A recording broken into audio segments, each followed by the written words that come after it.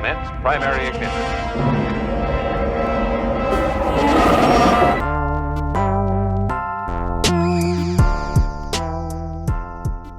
Welcome back to another edition of the Dorkside Cantina podcast.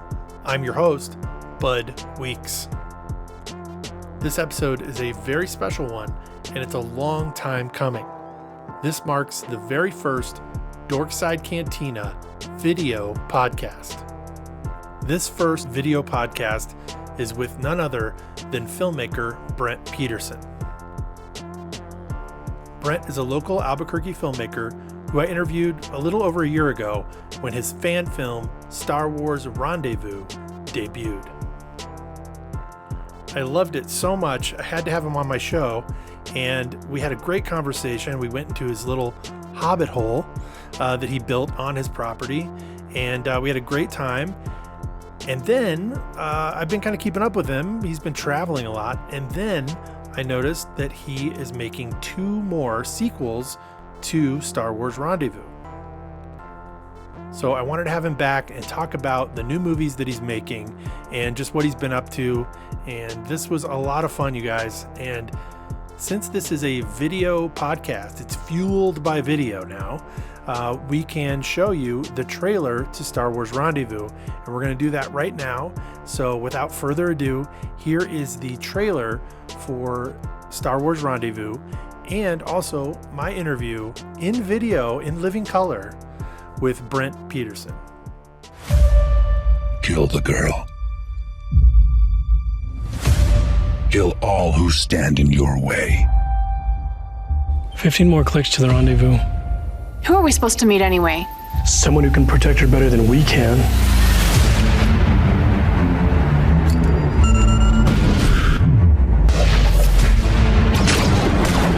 Got to get to better cover.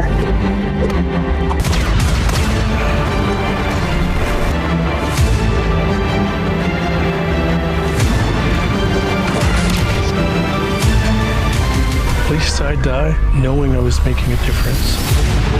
Your anger makes you stronger, but not strong enough.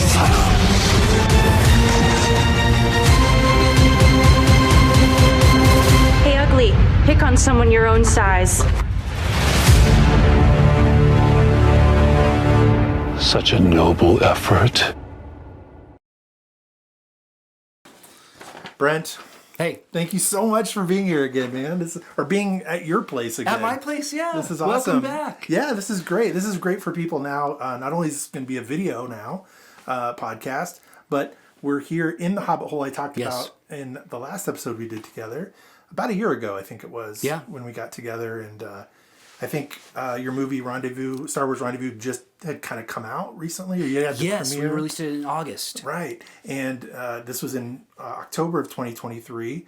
And it was kind of like picking up, and people were watching it quite a bit. And I think it's because of the Dorkside Cantina podcast. 100%. I don't know. But no, I think it was really interesting. It's been really interesting this whole year to see how it's growing.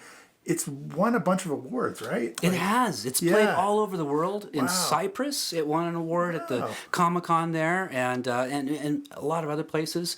The most recent was I was in at the LA Comic-Con.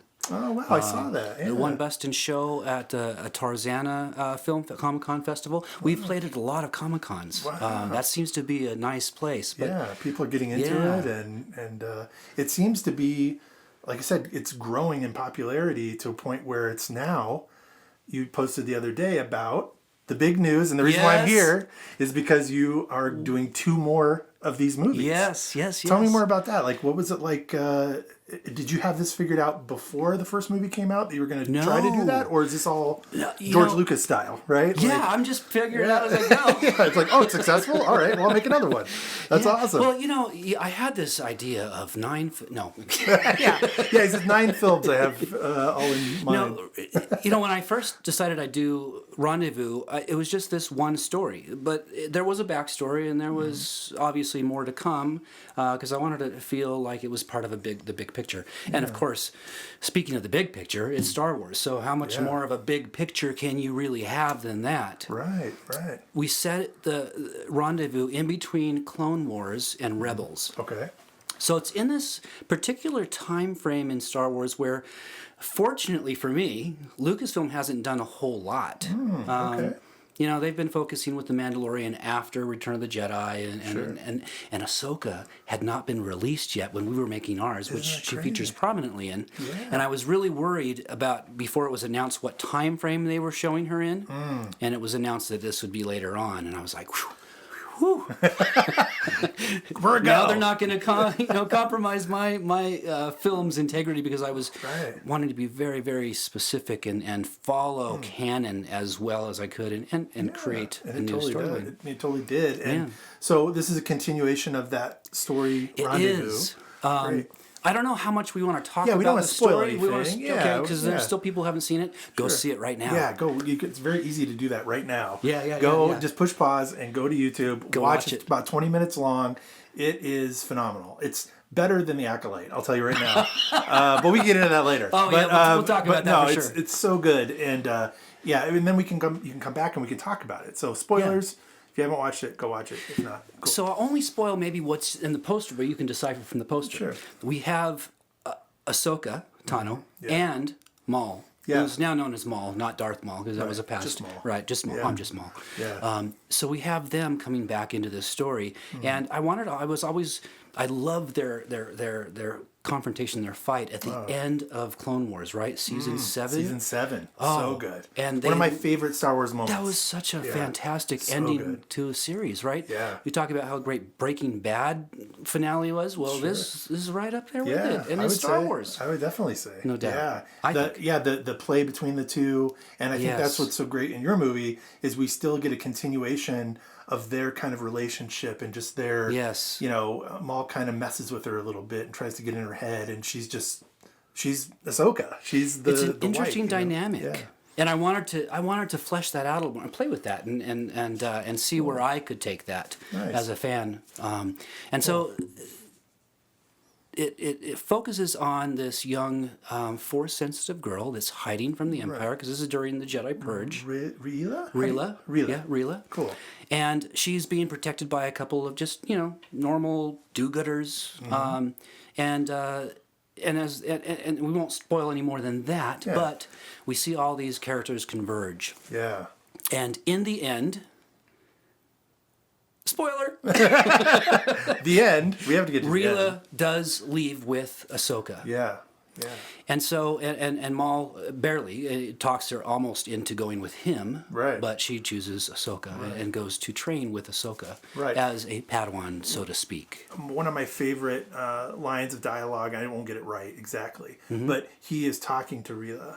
Maul is talking to her. Yes. And it just makes sense for her to go with him because she's a Night Sister. Yes. She's of Dathomir. Spoiler. Oh, sorry. Sorry. But Dathomir. And so, so it kind of, as a viewer or as an audience member, you look at that and go, well, it would make sense for her to kind of go with him if you know the storyline and everything. But of course, you don't want to go with. If you have the choice to go with Maul, you probably don't want to. Probably shouldn't. Not. Yeah. There's she makes a little the right bit more choice. work there. Yeah. So when we so for the longest time I had this, and it was doing phenomenally well, winning awards, playing in Ireland and in the Mediterranean, all over the U.S., Canada, and doing quite well and gaining a following. Sure. And the number one question that I would get asked all the time when I talked to people about it was, "Are you going to do more?" You leave it in such a way to where it's like it's open-ended. It is open-ended. Yeah. And when I wrote that open-ended, I wrote it so that I could follow up with another, but I didn't need to. Sure. And it felt like a strong ending to me. So I did not have a specific story to tell. But as time went on, I kept thinking about what if this? And finally, a story came to me. And it came to me in 2 parts. Okay. Which feels just right. It's a 3-act structure. It's a very Star Wars trilogy vibe. It is. Yeah. And it follows the young girl, the young Force-sensitive girl, Rila, on her journey. And it's really her story because Rendezvous was all about her. Yeah. She was the pin that, the hinge that brought everyone Everybody together. Was kind of coming into contact with her. And so it makes most sense to follow her story. Yeah. This is her story. Wow. That's so cool. So we pick up with her several years in the future. She's now been training with Ahsoka, become quite adept, and she has a lightsaber. Is this her lightsaber? So this is going to be her lightsaber. Wow, that's so cool. Wow, it has like velvet. Yes. What is that, velvet? I did the velvet, yes. Oh, that's beautiful. I did the handle. This is just a kind of a cheap Amazon. Wow, that's so But, cool. Wow. Yeah. So she will have trained with Ahsoka, but at the same time, she's feeling like, I need to find out who I am. That's so cool. You know, she has this dark past. Orange. And orange. Yeah, but that would be her color. I think for the so. lightsaber. I like that. I like that. It's not a final choice. Yeah. I reserve the right to change my mind. Sure, absolutely. But Well, I'm you're going with orange for her right now. Yeah, I love it. It looked great, especially with the green of magic, and it goes well together. Those two colors. Yes. And so, but she's not satisfied. This girl is not satisfied with the limitations that Ahsoka is putting on her. She wants to use a little magic, here or there. Okay. And feel free to do that. And maybe it's not all magic isn't all bad. Yeah. Maybe that's Harry Potter speaking to me. I don't know. But they become a little more at odds. And I like the idea of a Force user or of kind of a Jedi in training with a bit of magic. Yeah. A bit of the actual Dathomirian, right, if you will, magic. So we're going to play a little bit with that tone. Of course, Darth Maul comes back in. Sorry, Maul comes back in and as a tempter. Can you remind me who plays him in your movie? Oh, that would be me. Ah, yes. And you do so good at well, it, man. Thank you. Like, it was such a great... man, when I first watched it, I was like, this is the guy I'm going to meet? Like, I'm going to be so terrified of this guy because you do...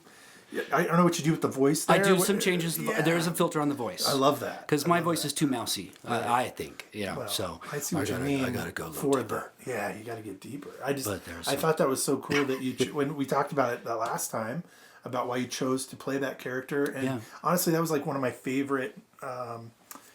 It might be my favorite podcast moment that I've had doing this podcast was talking to you and learning about your son and the reason why you were inspired to do this because of him and him passing away and him being with you the whole time, and it's just beautiful. You can't write such beauty. It comes from reality, and that was, like I said, one of my favorite moments. Where I teared up. I teared up because it was so beautiful. Are you going to be reprising your role as Darth Maul in these movies? Awesome. Each of the same actors will reprise their roles. Oh, great. Yeah. That's good. Yeah, That's so good it will be a 100% follow-on effort. Very cool. And we'll be going to some interesting places. Now Dathomir. Dathomir. Oh, wow. And Malachor. Malachor. Which one's Malachor? So Malachor Don't is take where my Star Wars. Malachor is where Ezra meets up with Maul the first time, and Maul has been stranded there for many, many years, and we don't know why. Right. Now, That's in Rebels. Yeah, the Rebels where they're trying to get the holocron or something, right? Exactly. Yeah. Okay, that's Malachor. Okay, cool. Oh, it's an underground cavern. It has a Sith temple there. Wow. So what I'm doing is I'm taking, what I've established with Rendezvous, and I'm going to, in my own fan way, show what has happened, what has transpired in the time that we see them in Rendezvous, up to the time we see them when they appear back into the Star Wars, the canon Star Wars universe. Okay. So that would be Ahsoka appearing to in Rebels to that little cell, right? Yeah. And we and also Maul when he appears to Ezra and why and how he's stranded there. Kind of cloaked and he's that's neat. Call me Old Master. Yes. Oh man. So as far as like locations, you're going to film all back here in... We're going to be shooting in Albuquerque. In Albuquerque, cool. Yeah. Will you be going back to, I think it was Bisbee Badlands? No, not this time. And not down south to the other canyon that we shot in. Okay. In fact, that was closed. That's no longer available to us. Wow. We were the last people to ever shoot in that location for a film. They closed the Fish and Game closed the door forever there. Wow. We were very fortunate to shoot there. That's good you got to get in there. But because it's Dathomir and it's Malachor, there's nowhere on Earth we can go to shoot those locations. Sure. So those locations specifically will be green screen. Green On screen, a green cool. screen stage. Very I wish we had a volume to shoot in, but Oh, yes. Wow. But yeah, they're easy to us come lowly by. fan filmmakers have to deal with green screen. Yeah. Man, what a phenomenal tool that is, huh? The volume for a Yeah, filmmaker to use. no kidding. Man, I talked with Tate Fletcher, which I think we talked about last time, but he played Paz Vizsla in The Mandalorian. And in his podcast I did with him, he talks about being in the volume. Yeah. And what it's like to be there. He said, I think he even said it's something like, it's like being in a video game with your friends. Yeah, Because yeah. everythere you look, it's Right. just, You're it's lit right by there. the actual imagery, and you're looking around. So is that, as a Yeah. filmmaker, do you think of stuff like that? Like, I need to make this, because Rendezvous is so cinematic. Thank you. It has such a great cinematic vibe. Do you sometimes maybe worry a bit about going to green screen? I do. That's a big worry. That's a huge about worry. it not being so cinematic. That is a huge worry. Right.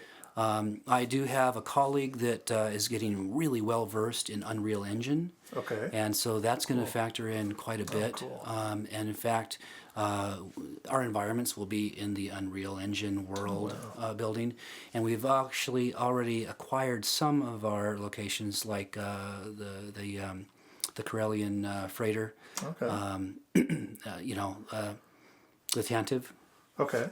It's not that specific one, but Right. it's got those white walls that you cool. see at the very beginning of A New Hope. Well, I think you may have posted maybe something. I did about- post a little video. Yeah, There's a stormtrooper Unreal. breakdancing. Yeah, stormtrooper doing a thing. I was like, that looks so real. It's so amazing. So those will be our environments, and I'm not sure if we'll get there or not, but we may also be able to implement some technology which lets us kind of do a temporary composite. So we'll see the backgrounds that we already have created in CG with our actors, and be able to move camera, virtually and see a rough composite. So we're going to see cutting edge technology. I hope so. That's cool. Yeah. That's really cool bringing that to the story. And There will everything. still be some real locations. We'll shoot down in the Albuquerque Bosque, Okay. as cool. well as up here in the foothills. But a lot of it will be green screen implements. So when are you going to go into production for these two movies? Well, Soon, that's or- a good question. Yeah. My goal is this spring, Okay. but we got to make some money first. Right. Yeah. I can't fundraise Right. publicly, right? We can't do a crowdfunder because those are against the fan film rules. Oh, okay. I didn't know Or- that. Yeah, That's we interesting. can't make money or seem to be making money off of Star Wars. All nonprofit. Because I don't Yeah. own the rights to Star Wars, obviously. Sure. So there's some tricky things. But what we will be doing is selling some of the props. Here's a grenade. Whoa. It's inert. Okay, good. Good. Thank you for Yes. telling me that, because I was freaked out. Thermal detonator. Oh, wow. This is the one the bounty hunter threw in Rendezvous. That's the actual one, right? That's the actual Can I one. see that This one one too? landed in the. Wow. This is the one she shot out of the air. So cool. It's so cool, man. And you made these are handmade by These you. are handmade. Wow. 3D that's so printed. great. You have so many talents, bro. Oh, thank you. In fact, I've got a whole box. Oh my gosh, look at this. Of Holy props man. that will. Are these the ones that are going to be for sale where people These can may purchase be. them? Okay. Yes, these may So be. cool. Oh man, get out of here. How much is this one? Wow, that's so neat. Wow. And these are mostly 3D printed kind These of are thing? mostly and then 3D you printed. paint them? Yes. Wow. This one is my own design, Cool. but one of the so fortunate cool. things of doing a sequel is I get to be better. Is this one? And so oh, this wow. one- Okay. When I was showing Rendezvous at the Los Angeles Comic Con, Mm-hmm. I was shopping all the lightsaber vendors, and I bumped into the wonderful people at Oak and Sabers. Oak and Saber. Oak and Saber Armory, and they had all of the lightsabers that I was looking for. Really? Yes. Wow. And So, whose one is and that this one? is the Mall Rebels. Mall Rebels. Wow. So is this the one you used in Rendezvous? This is the Rendezvous, Okay. Wow. and this is going to be the sequel. Wow. That's cool. Wow. So they're a little different scale, but I think that's okay Yeah. because it comes out of anime, Yeah. right? But this one Very totally. cool. Here Oh, we that go. feels- Feel that. Feel Oh that. man. Yeah. That I feel feels the like, difference there. Wow. Oh yeah. That's definitely a difference, Yeah. Definitely feel a difference. And this a one different feels look, like you too. could really kick some butt with that. Absolutely. This Yeah. one does too, but this one is. It's cold. Yes, it's cold steel. Yeah, steel. it's like you really feel it.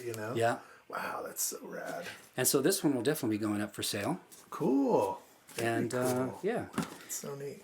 and here's the Ahsokas Oh yes, these are from flying all around from the in film. Rendezvous. Yes. These back when I made Rendezvous, these were not for sale anywhere. No one was making this. No saber maker was making the metal versions of these. Oh, They wow. were all talking about, we've got these coming out, we've got these coming, but no one had them ready by the time we were shooting. So I was fortunate enough to find an Etsy seller in Australia who made these for me.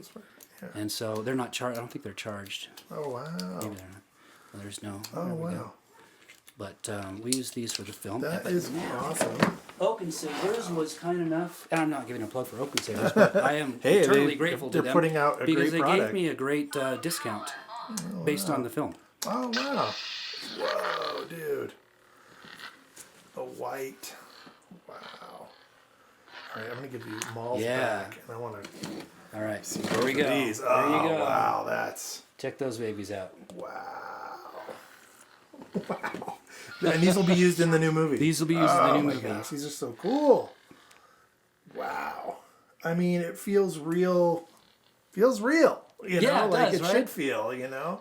And they've got a That's so sparkle rad. to them. You know, there's a big difference here in terms of look. Yeah, for sure. I mean, you have so many. It being made of metal, Right. It shines. Shines. It has a nice shine to it where It's the lighting thinner. is going to hit it. Right. It is. Yeah. So I think these will be very, very nice to have. Cool. I'm going to give you a Ahsoka's Yeah. back. That's amazing. Wow. What else you got in this box? Oh, just pick Just some other anything out. cool Pick stuff. anything out. Oh my gosh, I know what this is. Yeah, you've seen that. This is from one of the first scenes in Rendezvous. Correct. What do they call it? Like a communicator, or It's like just a map? uh, it's like a GPS unit, right? Yeah, a like Star a Wars GPS Yeah, unit. And it even big and bulky, and yeah, it way even should has be. a little iPhone in there that Oh, we use for the nice. screen. I was going to ask if you did that in post or whatever, but it's right. There was both. It was we both. did some Cool. in the bright sunlight. We couldn't rely on the screen because it didn't show, so that was added in CG. But when we got in the This canyon, place it was the shady iPhone. enough to show the actual screen. Wow, that is so neat. Wow, I mean, it's such an art form, you know. Ah, cool. Very cool. That is so neat. Wow, that is so cool. Man, So lots of that's fun stuff. Amazing. I mean, and it goes to show that's why the movie works and looks so good. You know, is because you took the time to craft these things and make them really feel like Star Wars. I wish that sometimes Star Wars would just give you a call. Oh boy, that'd and be nice. say, hey, we need some props because sometimes they look a little weird, or Yeah, different. yeah. But you know, wow, it's so neat. And I still have that pitch for them. Yeah, If I ever is get that- the opportunity. Is that for a pitch for a different kind of story than what you're telling now with It is. what you are? Oh, It is. It's a interesting. totally So different. completely- It's a whole different project. In fact, it's a series that I would pitch to Disney, Okay, to Lucasfilm, right. to do, and I'll pitch it here. Hey, see what why you not? think. See what you guys think. Exclusive. I got an exclusive. So what That's I would awesome. pitch What to is your them- pitch to Lucasfilm if you could do it? Anything you? Yeah. In this, with the success of Visions, and Visions is the anime anthology series, and they've just announced they're going to do it a season 3. Oh, They're right. having success with it, Yeah. and they tell some very interesting stories from different perspectives through different times, and I love that format. Yeah. And I would propose doing a series based on that, an anthology series based on lesser known characters in the Star Wars universe at different times throughout the whole history of Star that's a good Wars idea.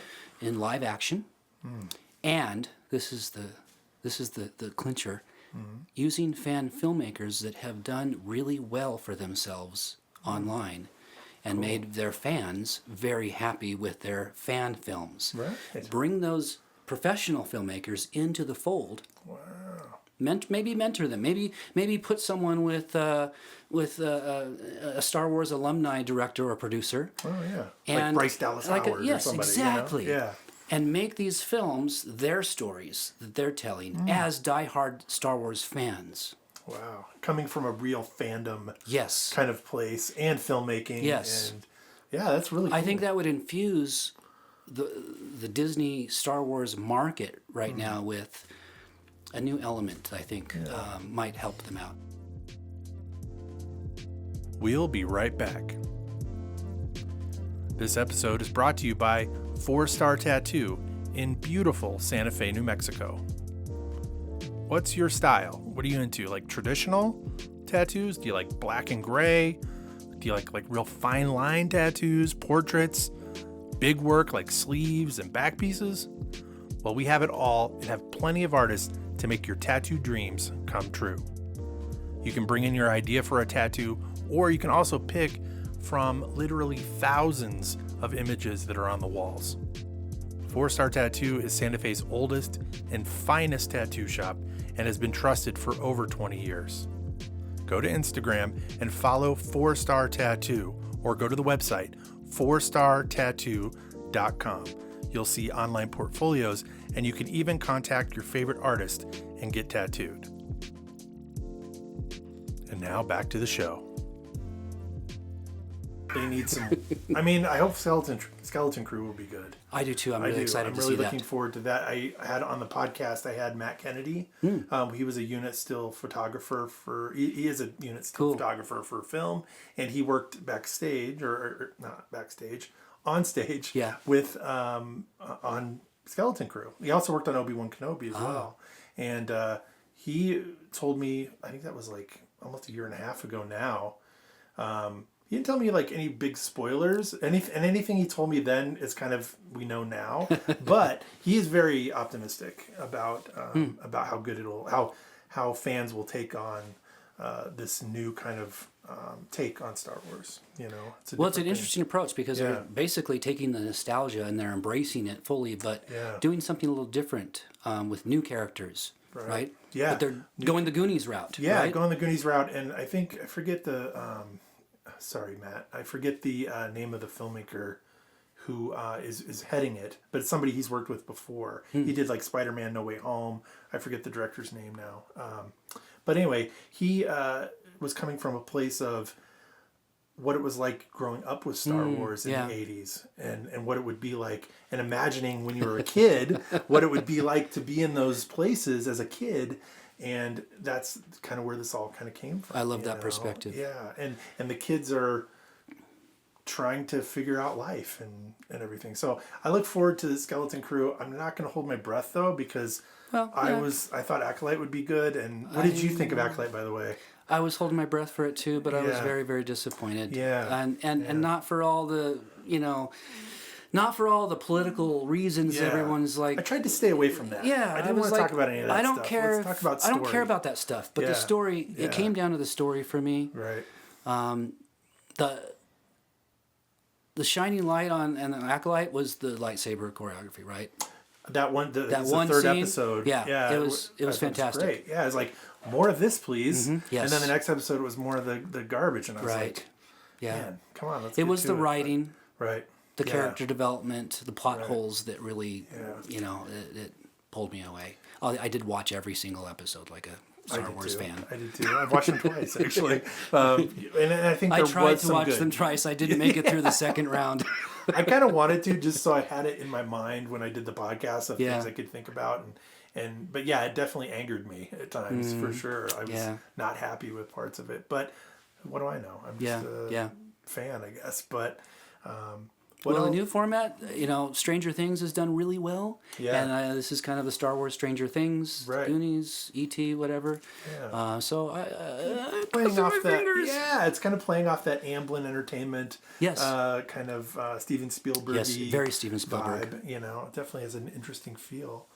Wow, over 100,000 views for Rendezvous on YouTube. Yes, that is amazing.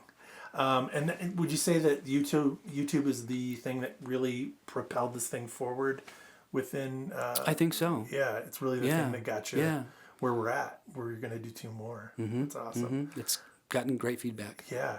And not every feedback is good. Right. I'll say that. It is online. Yeah. Do people rip it apart? Oh my gosh, yes. Really? Yes. Is it humorous to you? But when they rip it apart, they don't say a whole lot. And they don't back it up with this is why, or not very often. They just say that was the worst thing I ever saw. Oh my gosh. Really? That's terrible. And they're entitled to their opinion, and maybe they're just trolling. But right. You go make a movie. How about that? But more people have actually said you should be working for Disney. Yeah, you should. And I would embrace that. Yeah, I mean, you've definitely made a hell of a reel to show them, to get a I hope so. Job, I hope so. with limited resources. With limited resources, that's right. Yeah. So imagine what we could do, and other fan filmmakers out there who have done really well. Yeah. Imagine what they could do if they were in the house and had all the resources available to them. Well, then ILM. Right. You know? Oh, yeah, to have the volume. Yeah. Those tools we talked about earlier. Yeah, A-list actors. Yeah. Imagine what they could do. I mean, I forget the amount. I mean, it was like millions and millions of dollars per episode for The Acolyte. Yeah. And they were all like 20 minutes long. Yeah. 25, they weren't very long. It's like, imagine what if they gave you that money. Right. To have your vision, if you will, come to life. And the passion of being a fan and a filmmaker, I mean, that seems like a recipe for perfection or success. Kiss, Yeah. I mean, it sounds perfect. And there are other directors in Star Wars who are lifelong fans, right? Sure. But, you got Filoni and... Yeah, right. Yeah. But you can talk about a whole army of them. Yeah. That would be great. That would be great. So, do you have everybody cast for this? Most people, yes. And in fact, these next two tales are a little more scaled down. In fact, they're half the length of the first. Okay. So put together, they're the full 22 minutes or so. Oh, perfect. But they tell just what they need to tell. That's good. Sometimes, something in a smaller package it makes more of an impact. Yeah. And that's what's cool. Well, I'm officially putting in my audition tape to you. I would love to be a part of it. Great. I would love to be a part of it. I have acted in the past. Okay. I come from an acting background in high school and such. And so Well, I would love to. Awesome. Oh, wow. Is this the scripts? These are the scripts. Oh, man. Cool. Pick a roll. Oh, that's my not gosh. taken already. Oh, my gosh. Pick a roll. I'll just read for all of them, actually. No, that's amazing, man. That's amazing. Yeah, I would love to. If you choose the Inquisitor. Oh. And there's a spoiler I for would the look upcoming. like a weird. That would be a weird Inquisitor-looking guy. You gotta be really good at battle. Man. So there's an Inquisitor in this thing? There will be an Inquisitor. Oh my gosh. In part 2. Oh my god, this is metal too. This is metal. Is this from the same? Yeah, Oak and Sabers. Oh my They gosh. hooked me up. Oh my gosh, we have to get video of me spinning this at some moment. Not very fast. I won't go fast. Too I bad can't it do it doesn't right do now. that automatically. I know, right? I talked to all kinds of lightsaber vendors, and some of them are working on that, but no one's cracked it yet. So we will do that visual effects. Visual effects. Cool. Yes. Wow, that is so neat. Once again, nice weight. Yeah. And check this out. Oh wow. Oh, it comes back. Oh, get out of here. Turn Oh, this my way. gosh. Yeah. So. Oh, neat. We start out that way. Shit. And then there'll be the dramatic. And then the spin. Yes. Oh my gosh, that's so rad. I just I draw a lot of Star Wars stuff. Yeah, because I like to tattoo a lot of Star Wars stuff. Yes. And I drew this saber recently and put it on a flash sheet because it's one of my favorites. When you saw this design. Oh my gosh, it's so great. And when I first saw this, it was literally jaw open. Like oh my god. It is a new you hadn't seen something like this really before. Yeah, that's so now neat. the flying, and they fly. I'm not sure about that, but it's. I won't be showing that part. Right. I'm a little more on the realism spectrum. That's so amazing. Rogue One and Andor. It's such good weight to it. Doesn't it feel good? There's fat Inquisitors, right? I could play that role. I think. I mean, maybe just write me in, bro. Come on. All right. Do me a Do some solid, backflips. Some like fat tattooed Jedi or something. I don't know. We'll hook you up to the wires and you can. Self-deprecating, but yeah, there you go. You can do wire work. I have a weight Wire problem. work kung fu. Oh man, that's so cool. That's so rad. That's so cool. So you're going into production in the spring, hopefully. I'm hoping the spring. And you're going to do, and so you were saying that it was, fundraising is not really something you can do, but you can sell things and use that. I can, yeah. Cool. Yeah. And is there going to be somewhere where people can go to maybe purchase this stuff? I'm looking at setting up an Etsy shop. Okay, cool. I was just talking to a friend of mine, and all the different options for selling things. If I did, I don't know. I still need to look into it, but I'm thinking possibly an Etsy shop to just sell the inventory that's here. Wow. And then is there somewhere where people can give you money? I mean, is there somewhere where they can yeah, please give me money. Yeah, people can reach out to me on my website, antigravityfilms.com. Right. Can we talk just a little bit about that too? Anti-gravity films. Sure. We'll come back to Star Wars, but you don't just do Star Wars stuff. You do all kinds of stuff. I do all kinds of stuff. What other stuff do you do with your production company, Anti-Gravity Films? So I'm in an interesting place because I love to do the narrative film. Yeah. And that's kind of my calling, really. Yeah. You know, my life's calling and interest. Telling stories. But right. and I am making some money at that, but independently you don't make a whole lot of money, and I'm not working for, obviously I'm not working for Lucasfilm or the big guys. I'm not union, right? Right. I'm 100% independent. So a lot of my paid work is corporate, documentary, and commercial. Okay. And so, in fact, I just got back from Indonesia. All right, I was going to ask you about Indonesia and Big yeah. Sur. You did it like I was last out year, of Big Sur, and that was with a scientific group. And Indonesia was with Dairy Export Council, working with the Indonesians on their dairy industry and bringing up their practice and being more efficient and producing training films for the Indonesian people. Was that a difficult one to get to, Indonesia? It was like quite the journey. Way out there. It took a long time to get there, I'll tell you that. And, but that was a great experience. And so, a lot of stuff like that. I've done some documentaries. I've got a documentary on UFOs and nukes. Out. What's that working. It's on Amazon. Okay, cool. UFOs and Nukes. UFOs by and Nukes. Robert Hastings. Okay, right. I'll have to check that out. That came out a few years ago. Wow. Is it kind of New Mexico related or no? Just all in... It's Robert Hastings is a ufologist who studies the association of UFO phenomena with the military-industrial complex, specifically as it relates to nuclear weapons. And he's noticed a parallel in a lot of activity, and also there's more. I don't know. Maybe there's some weighted words here, but there's some credibility. More credibility maybe with military documents. I wouldn't say 100% credible, right. But a little more believable than some, Joe Schmo out in the middle of Iowa or someplace saying he's got a crop circle, Yeah. A little more credible. Maybe. And so he's written several books, and this was his foray into documentary filmmaking. That's cool. Yeah. Yeah, I love that stuff. Yeah, UFOs I do all kinds of stuff. I'm in. I want it to be real. Yeah. In fact, I'm writing a feature film. Really? That is based on UFO. Wow. Very cool. Theory and is that a future anti-gravity film? Yes, it is. It is. Very cool. I've always wanted to make a feature film. I've never made one, and so this film called Encounters, as of now, working title, will be my first feature film. Can you tell me about a little bit of the story there? Or? Sure. Yeah. What's going on with that one? It's an anthology film. Okay. So what I did was I'm interested in the UFO stuff too, and I've written a number of short films. And I kept writing these short films thinking, I'm going to make this one. I'm going to make Star Wars first. I'm going to make this one. I'm going to make Star Wars first. Yeah. But so all these UFO films are circulating around. And I thought, finally, why don't I just combine these? Some very successful films are anthologies. Think of Pulp Fiction, for instance. Right. It's just a set of 4 stories, and they're loosely connected. So I thought, is there a way to connect these separate short films together through character or time? And I found a way. And I'm expanding that mythology through some other stories that kind of tie everything together. Where do you find the time to do all this? Because you do so much, man. Like, I love it. Like, you're on the plane from here to Indonesia. Right. A lot of time. A lot of time sitting in that chair trying to sleep.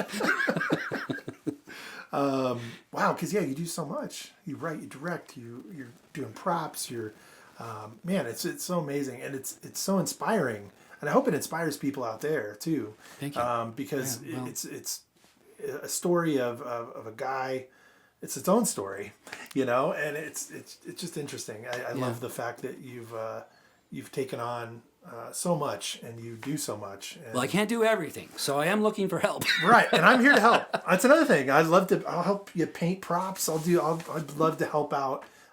Not just maybe hopefully be in it, in the background maybe or something as a ugly guy or something, but I would love to help you out too. Whatever you need, man. Of course, I'm definitely, and I'll keep promoting it on here. Yeah, and, It's been so great. Thank you. I've had so many people reach out to me already and they say, how can I help? And I've always got something.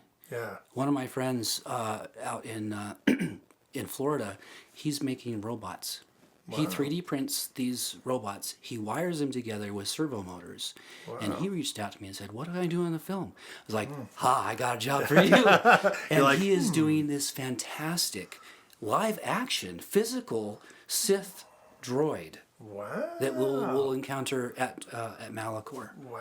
And he'll serve as part of this. So my actors will actually have a physical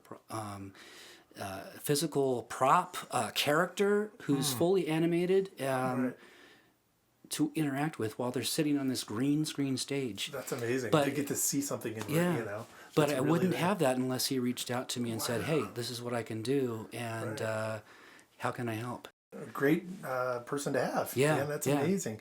Are you looking forward to putting the makeup back on and being Maul again? Not so much. Not so much? Really? What is That's a lot of work. Is it really? Do you do most of that yourself? I do. Wow, that's amazing because it's really well done as well. That's not an easy makeup to do. It's hand painted, but I do have a stencil, so I start the whole thing with a stencil, just with a sponge, and then I take the template off, and then I fill it in and make it a little sharper. And my wife does the back of my head. Yeah, see back there. And inside my ears. Oh yeah, I never thought of that. Yeah, you got to get all the way in there. Yeah, oh man. But really, I love the image from production of Rendezvous where you're looking through the camera, but you have all the Maul gear, the makeup on. I think you might even be wearing like a regular shirt. I wore I just wore a button-up shirt. All business Maul. I loved it. That was fun. Yeah, I'm looking forward to seeing you reprise your role. Well, thank you. As him, and I am looking forward to it. Just not sitting in that makeup chair for so long. How many? Just real quick. How many? Like when you're doing this, how many people are involved in doing all this? Like. Quite a few. Got to be a lot. Yeah, I mean, on some of the bigger days when we were doing the ambush scene for Rendezvous, we had like 30, 40 people there on set, including the actors and the background. Wow. And now, do you work with people? Obviously, you work with people you've worked with before. Are they also are they employed by Anti-Gravity, or are they just kind of people that you know and stuff? Or they're contractors. Cool. So they come in under the Anti-Gravity Films umbrella for that production specifically. Cool. But they're working in the industry. Nice. My director of photography, one of my directors, I had two. One of them works for Union. He works on all the big shows that come into New Mexico in the camera departments. And the other DP does a lot of commercial work here in Albuquerque. Very cool. Our wardrobe and makeup person teaches at C&M, teaches that same skill set in their film department. Very cool. So they're, each person comes from a little bit of different angle, but all professionals. And we used a lot of students too. Nice. And we actually mentored, I set students and people with less skill set with people with more skill. So there was some education going on. Exactly. Yeah, that's great. And that was a great aspect. I hope to do that again. What about music?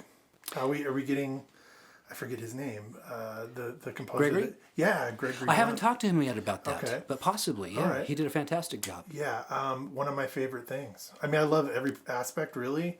Yeah. But man, the music is so, it means, just within Star Wars, it means so much to me. And then the fact that your fan film, which you called a fan film, but it's like so not. You know what I mean? Like it's more real. Oh, sorry. But the music is so well done, and it really captures each moment beautifully. Yeah. And that's Star Wars. Yeah, that's Star Wars to me, and you did it so well. From the editing perspective, it's always a little magical when you finally get that final music track synced up. With the film, it makes it feel like a film. Right. I bet it just makes your hairs stand up. Yeah, it's a great experience to get to that point. Yeah, it's and so amazing to see that come in. Thank you so very much. Oh, thank you for having being us here again. This has been great. In the Hobbit Hole, this is always so fun to come back. I want to come back again. Yeah. Let's come back and do this again. Let's do it. When everything is out, and we'll help promote it and help you in any way Great. we can. Okay. And you got to read the scripts? Yes, I can't wait. I cannot wait. I got them right here. So I'm ready to go. I'm going to send you a reel very soon of all this. It's so rad. Thank you again so much, man. You bet. It's been great. Pleasure. Thanks. A big thank you once again to Brent Peterson for being on the show. I cannot wait for his future films, and I'm looking forward to talking to him again soon.